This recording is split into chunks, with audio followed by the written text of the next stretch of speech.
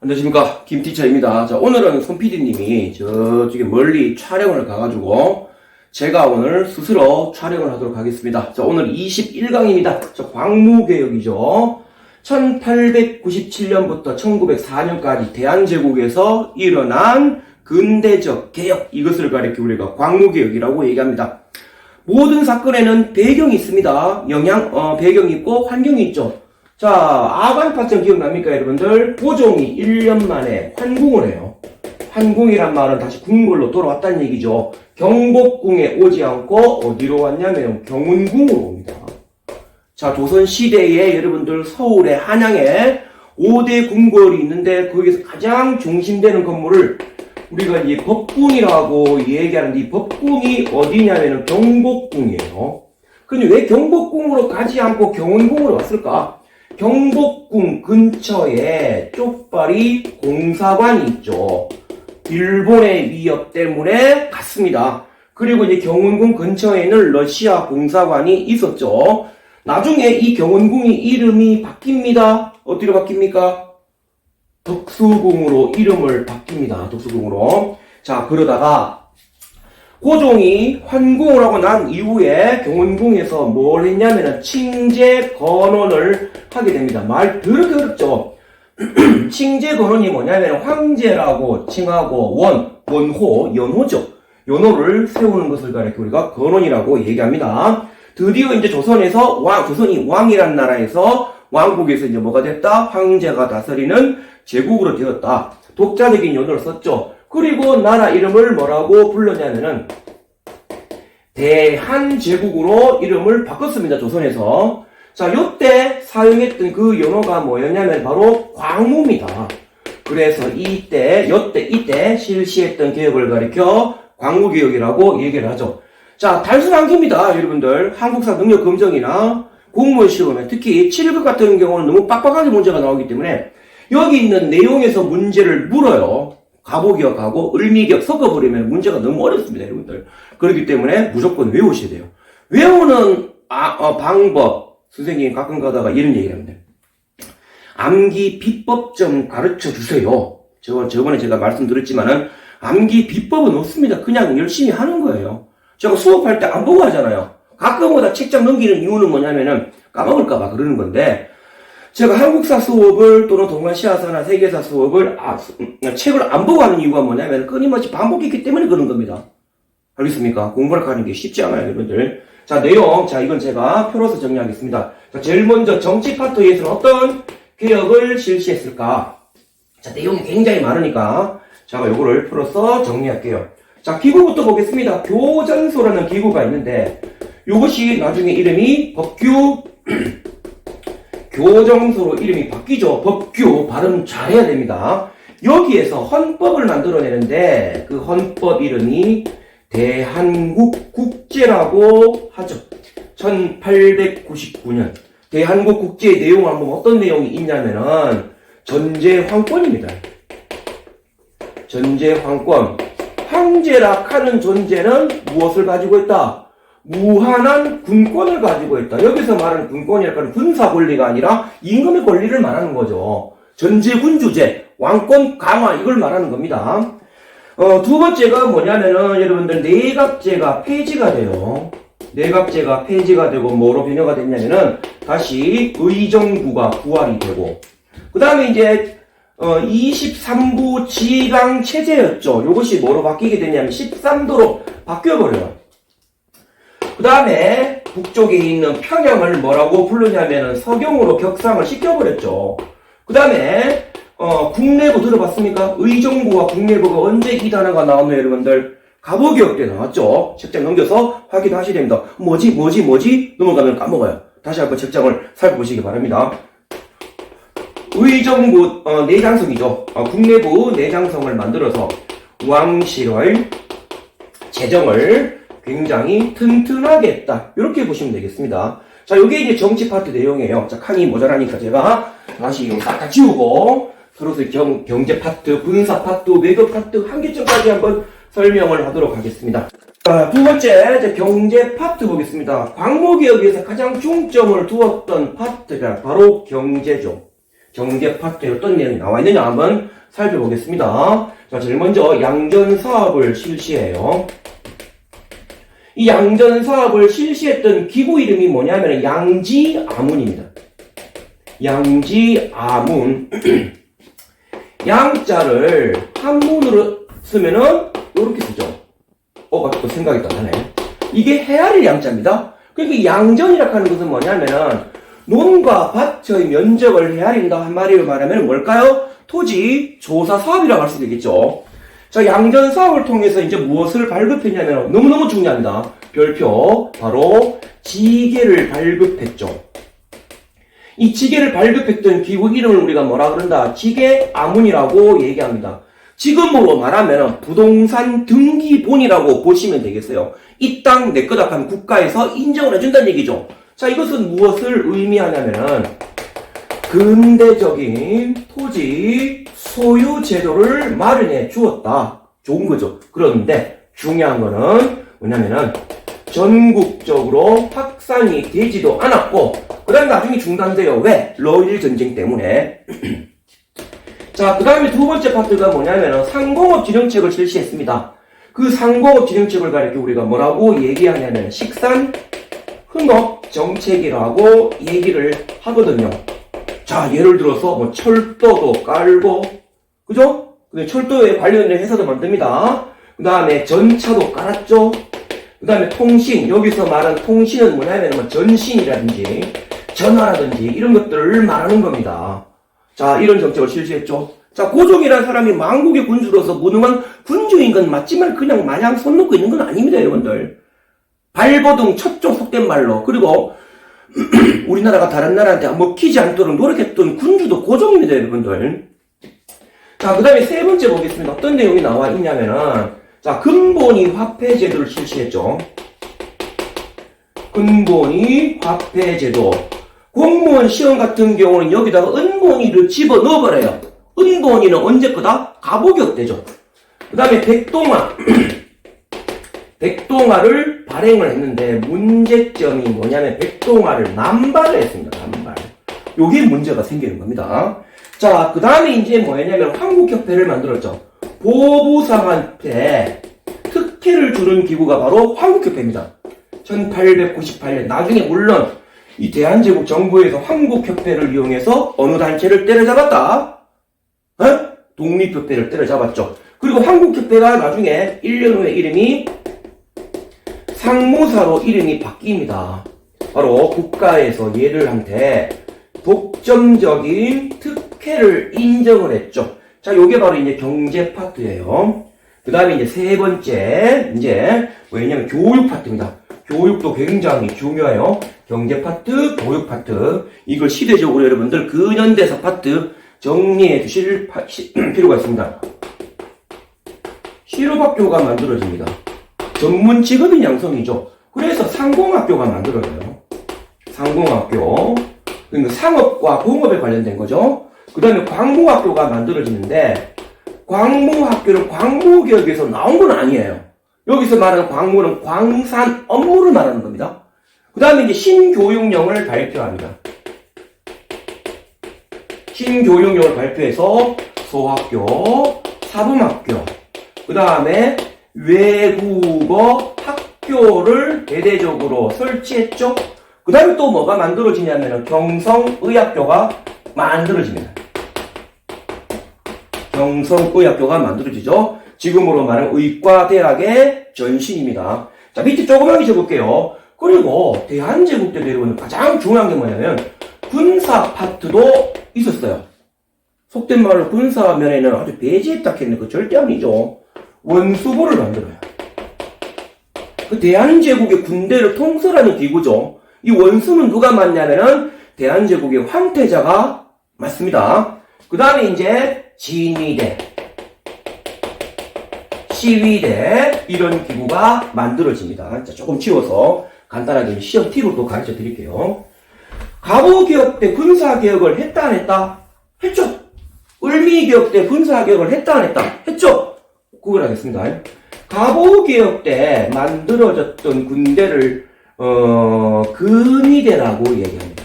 어떻게 외우냐? 세금 중에 갑근세가 있어요. 이렇게 배웠습니다.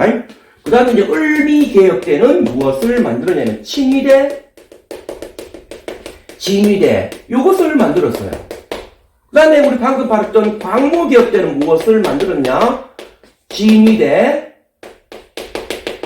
시위대, 원수부를 만들었다고 얘기했죠. 앞글자 초성하겠습니다. 진시원이라는 사람이 나왔어요.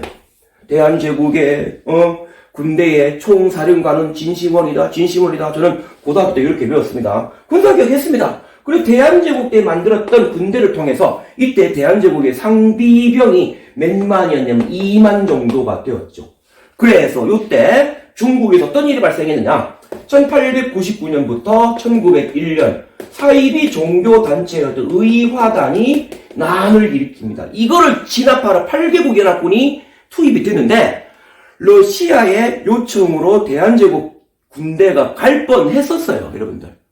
알겠습니까? 일본의 방해로 가지 않았습니다. 만약에 갔다라면 9개국 연합군이 갔다는 얘기죠. 근데 이게는 말도 안 되는 겁니다. 이때 일본이 보유하고 있던 상비병만 하더라도 30만이 넘었다라고 얘기했죠. 물론 군사 수가 많다 해가지고 싸움을 잘하고 전쟁을 잘하는 건 아닙니다만은. 자, 그 다음에 이제 파트가 이제 외교 파트예요. 자, 외교 파트에서는 어떠한 정책을 실시했을까 쭉 적어보도록 하겠습니다. 첫 번째, 한청 통상조약을 체결을 했습니다. 한청 통상조약 1899년 말 그대로 대한제국과 청나라가 통상하는 조약이죠. 이거는 대등한 관계입니다. 그 전에 체결했던 거 기억납니까 여러분들? 이모군란 때 체결했던 거 조청, 상민, 수륙, 무역장정 말 더럽게 어렵다 그죠? 이거는 불평등이에요. 조약하고 장정은 차이가 있어요. 조약은 상호 필요에 의해서 맞는 걸 조약이라고 그러고 장정은 조약을 맺긴 맺는데 일방통보입니다. 청나라가 일방통보해서 만들기 때문에 다르다는 얘기죠. 그렇습니까? 자, 그 다음에 또 이제 무엇을 설치했냐면은 해삼이 통상 사무관을 설치했죠. 이건 1900년입니다. 1900년에. 해삼이가 어디냐? 바로 블라디보스토크죠. 어느 나라에 있어요, 여러분들? 예? 어느 나라에? 러시아에 있습니다.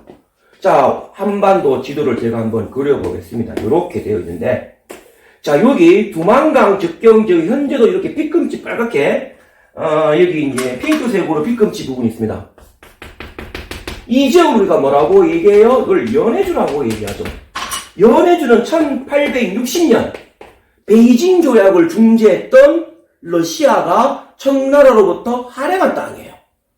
러시아의 수건 사업이 뭡니까, 여러분들? 부동항을 얻는 거죠, 여러분들. 그 전에 여러분들 1853년부터 1857년까지 무슨 전쟁? 크림 전쟁을 통해서 러시아가 부동항을 얻으려고 했는데 영국하고 프랑스가 반대해가지고 실패했어요, 여러분들. 그래서 러시아가 이걸 유럽 쪽으로 안 되니까 어디로? 아시아 쪽으로 눈을 흘린 거죠. 그래서 얻은 땅이 여기에요. 그리고 이제 신흥도시를 만들게 됩니다, 요즘에. 요 도시 이름이 바로 블라디보스토크인데 뜻이 뭐냐면은 동방을 지배하라. 하라는 뜻을 가지고 있죠. 여기입니다, 여러분들. 알겠습니까? 그 다음에 세 번째, 참 논란이 많은 거예요. 저 굉장히 궁금한 게 많은 건데, 좀 이따 이거 나중에 정리하고 얘기할게요. 처음에, 간도 시차로를 파견해요. 간도가 어디냐면은, 여기가 백두산이죠. 여기를 말합니다. 여기를 말해요. 자, 예전에 제가 인터넷을 뒤비보니까, 지도 집에 놔둬갔습니다, 여러분들. 간도캐가 동간도, 북간도 여기, 서간도 여기, 신요 지역 여기, 북방 고토 지역 해가지고, 우리나라 땅이라고 주장을 해요. 물론, 이 만주 지역은 중국하고 우리나라 역사를 비교했을 때 점유 연도는 우리나라가 훨씬 더 많습니다. 그렇죠? 여진족 땅이기도 했고, 고구려 발해가 지배했잖아요. 마지막으로 우리가 요동까지 진출했던 나라가 언제 했어요? 고려 말때입니다, 여러분들. 근데 고려 말때 요동까지 갔다 하더라도 너무나 힘이 없는 상황이기 때문에 시로 지배는 불가능했어요. 그런데 엄밀히 말하면 간도가 여기입니다, 여러분들. 여기 시차로를 파견했어요. 그러다가 나중에 간도 관리사를 파견합니다. 1903년. 누가 갔어요? 이범윤이 갔어요. 결론부터 얘기를 하게 되면은 간도에 넘어간 우리나라 사람들을 권익을 보호하기 위해서 간 거예요. 알겠습니까? 자, 대한제국의 활동은 여기까지 봤습니다. 그러나 대한제국은 자, 광무개혁의 한계점 보겠습니다. 한계점. 화살표 앞으로 이렇게 적을게요. 무슨 개혁? 위로부터의 개혁입니다. 그래서 민중들의 지지를 받지 못했어요. 민중들의 지지 가장 중요한 게 바로 뭐냐면 경제 문제입니다. 이걸 등한시한 게 아니라 뭐냐면 토지개혁을 안 했다는 얘기잖아요, 여러분들. 뭐 결과론적인 해석이긴 한데 저는 별로 이렇게 동의는 하지 않습니다만은 일단 뭐 교과서에 이렇게 내용이 나오니까 제가 말씀을 드리는 거죠. 두 번째가 전근대성. 전근대성 뭡니까, 여러분들? 물론 저 입헌군주제 민주주의가 좋긴 좋아요.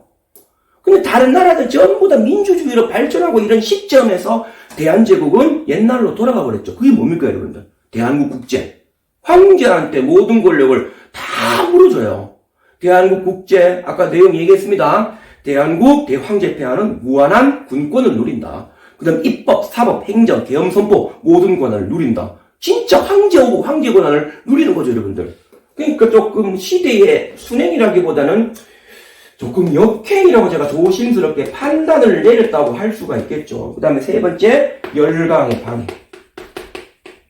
시시각각 일본 놈들 러시아가 방해했습니다. 그 다음 네 번째가 뭐냐면은, 뭡니까? 민족단체, 독립협회를 탄압했죠. 독립협회를 탄압했다. 약간의 무엇을 가지고 있냐면은, 수구성을 가지고 있다. 또는 보수성을 가지고 있다. 이런 겁니다. 자, 간도. 참 민감한 주제입니다. 자, 요걸 하고 제가 마치도록 할게요. 간도에 관련된 역사인데, 제가 시중에, 유명하신 그 선생님들 제가 자료를 보고 보는데, 수업도 되게 잘하십니다. 모모 선생님, 한국사의 대중성에 크게 기여를 하시는 분인데, 서울에 공무원 1타분도 계시고, 저는 1타 아닙니다. 1타, 1.1타, 아유, 미안합니다만은, 간도가 자꾸 우리나라 땅이라고 자꾸 얘기를 하시는데, 제가 의문점이 있어요. 자, 간도, 아까 제가 말씀드렸죠. 지도를 제가 그렸습니다만은, 백두산이 요렇게 흘러 들어가잖아요, 여러분들. 간도가 여러분들, 한번 이게 있으면은, 바로 여기에요. 얼마 안 돼요, 여러분들. 알겠습니까? 자, 숙종 때 여러분들이 잘 아시듯 바로 백두산 정계비를 설치했죠. 자, 그런데 이 비문에 뭐라고 나와 있냐면은 서희 압록 도미 토문이라고 나와 있습니다. 근데 백두산 정계비에 이 토문강의 해석을 둘러싸고 논란이 많이 발생을 했다했는데 중국은 토문강은 두문강이라고 얘기하고, 그죠? 중국은 토문강은 두만강이라고 얘기하고, 우리 조선은 뭐라고 얘기하냐면 토문강 그냥 토문강이라고 얘기하는 게 잘못된 겁니다. 숙종실록을 보면 토문강은 두만강이라고 얘기했어요. 이게 무슨 말이냐면은 애시당초 청나라하고 조선하고 국경조약을 맺을 때 미리 압록강과 두만강을 국경선으로 활정을 하고 무엇을 찾는다? 수원을 찾는 거예요. 물의 근원이 어디냐. 그렇죠. 근데 우리나라 실록에, 사료에, 토문강은 두만강이 이 말 나오면은 간도는 중국 땅이 맞습니다. 알겠습니까? 그러다가, 나중에 어떤 일이 발생했냐면, 한 관원이, 그러다가 이제 백두산이 여기 있죠. 백두산이 있습니다. 또 내려가서 정계비가 있어요. 근데 압록강에 수원을 찾았어요. 알겠습니까? 강이 처음부터 쫙 뻗어 있는 거 아니잖아. 그 압록강 수원을 찾았는데, 두만강의 수원을 못 찾았어요. 그래서 요쯤이 두만강의 수원이 아니냐라고 이 목채운 세우게 됐습니다. 그러다가 어떤 관원이 이 물이 북쪽으로 흘러 들어가다 조정에 보고를 했어요. 이게 첫날에 알려지게 된 거죠. 그런데 중요한 거는 조정에서 야 북쪽으로 흘러 들어가면 간도 우리나라 땅이잖아 라고 말할 수가 있는데 그 관리가 북쪽으로 흘러 들어갔다는 보고를 잘못했다고 질책까지 했습니다. 화면이 조금 매끄럽지 못할 겁니다. 중간에 재난 문자가 들어와서 좀 깎이더라고요. 마스크 하라고 얘기하고, 저하고 서피디님은 맨날 소독하고, 체온 체크합니다. 그리고 운동 열심히 하니까 걱정 마시고, 연결 계속 갈게요. 자, 여기 있는 것이 뭐냐면은, 1860년대에 만들었던 대동여지도예요. 대동여지도를 이렇게 있는데, 백두산 있고, 천지가 있습니다. 이 천지를 이제 대지라고 해요, 대지. 큰 모치락 해가지고. 그 정계비가 백두산 정계비라고 얘기하는데, 천지에서 얼마 12km 떨어진 지점에 정계비가 있습니다. 그 정계비 밑에 무슨 봉유 그러고 여기 아까 목책을 세웠다는 말을 했죠. 왜냐? 이게 무슨 말이냐면은 토문강이 봉우로 흐릅니다. 아까도 얘기했습니다만 백두산 정계비 언제 1712년에 세웠는데 서쪽에 압록강의 수원은 찾았어요. 이건 경기입니다. 이걸 분수령 안 됐겠습니까? 요 위에는 중국 땅, 남쪽은 우리나라 땅이죠. 그런데 토문강의 수원은 찾지 못했어요. 그래서 조사를 해보니까 이쯤이 토문강의 수원이 일로 나오지 않겠는가 해가지고 이 목책을 세운 겁니다. 자, 그럼 제가 꺼볼게요. 분수계라는 게 나와있죠? 여기서 이렇게 목책을 따라서 정계를 따라서 이렇게 연결하는 지점, 여기 밑에가 조선 땅이고 북쪽 땅이 청나라 땅이 된다는 얘기죠. 자, 그러면 엄밀히 말하면 백두산과 천지는 누구 땅이다? 중국 땅이 되어버렸네요. 제가 지금 말씀드리는 것은 실록에 의거해서 그대로 제가 요약해서 말씀을 드리는 거예요. 그러니까 숙종 때부터 그 다음에 누구죠? 경종, 영조, 정조, 순조 때까지 청나라하고 우리나라의 국경선은 전부 다 어디다? 압록강하고 두만강으로 설정한 거예요. 그러다가 고종 때 1908년 대한제국 지도가 나왔을 때 이때 간도가 우리나라 영토로 나와 있어요. 여러분들 인터넷에 보이던 되게 망측한 지도가 있죠. 여기 그림을 그려볼까요? 여기가 북간도, 여기가 북간도, 서간도, 심요지요, 북방 고톡 해가지고 만주 전역이 우리나라 땅인 것처럼 얘기를 해요. 문제가 있는 겁니다. 대한제국 지도를 간도가 여기밖에 안 나와 있어요. 현재 지금 길림성 조선족 자치주 구역의 반 정도 되는 지역입니다. 여기는 또 연해주가 또 우리나라 형식으로도 제가 보니까 연해주도 이거 우리나라 땅이라고 나와 있네라고 지도가 나와 있어요. 그럼 왜 고종 때 간도 영유권을 주장을 했느냐고 나라가. 요때 중국이 4분 오열됐던 지점에 요때 관리가 뭐라고 얘기했냐면은 토문강이 어디로 흘러 들어가냐면은 송화강으로 흘러 들어갔다는 주장을 합니다. 이건 엄밀히 말하면 요때 나왔던 사료랑 비교했을 때 잘못된 내용입니다, 여러분들. 알겠습니까? 그리고 제가 모든 공무원 수험서 이런 책을 보니까 숙종 때 일어났던 거하고 고종 때 일어났던 거, 이걸 연장선상을 말한 거 잘못된 겁니다. 그리고 동북공정까지 연결 짓더라고요. 이건 오바입니다. 비약이에요. 제가 시간만 되면은 이제 그 선생님한테 한번 전화 받아 주시려면 모르겠는데 이메일을 통해서 이런 자료를 제가 드리고 한번 그럴 계획이긴 합니다. 영토 넓으면 얼마나 좋겠습니까? 그죠? 제가 말씀드린 것은 사료에 의거해서 얘기 드리는 거죠. 지나친 민족주의는 좀 지양을 해야 되지 않겠나? 저는 이런 생각을 하고 있습니다. 자, 그동안 수험생 여러분들 수고 많이 하셨고, 이제 공무원 준비하시는 분들도 열심히 하시고, 열심히 하다 보면 뭐든지 다 길이 풀려 있으니까, 자, 여러분들 전부 다 화이팅 하시기 바랍니다. 오늘 수업은 여기까지.